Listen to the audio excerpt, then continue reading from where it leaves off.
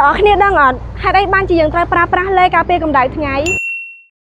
ការប្រើប្រាស់លេការពារកម្ដៅថ្ងៃគឺជាមធ្យោបាយដ៏មានប្រសិទ្ធភាពខ្ពស់បំផុតក្នុងការការពារស្បែករបស់យើងពីផលប៉ះពាល់នៃពន្លឺព្រះអាទិត្យហើយនេះជាហេតុផលសំខាន់ដែលយើងត្រូវប្រើប្រាស់លេការពារកម្ដៅថ្ងៃ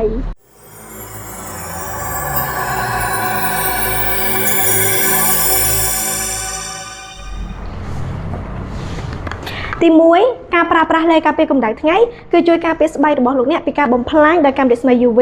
ទី2កាត់បន្ថយហានិភ័យនៃជំងឺមហារីកស្បែកទី3ការពារភាពចាស់មុនអាយុទី4ការពារការរលាកដូច្នេះចង់បានជំនួយក្នុងការជ្រើសរើស sunscreen ឲ្យបានត្រឹមត្រូវទៅតាមប្រភេទស្បែកមុខរបស់លោកអ្នកហើយជាផលិតផលរបស់ប្រទេសជប៉ុនសុទ្ធនិងជាប្រភេទ organic complete UV protection meal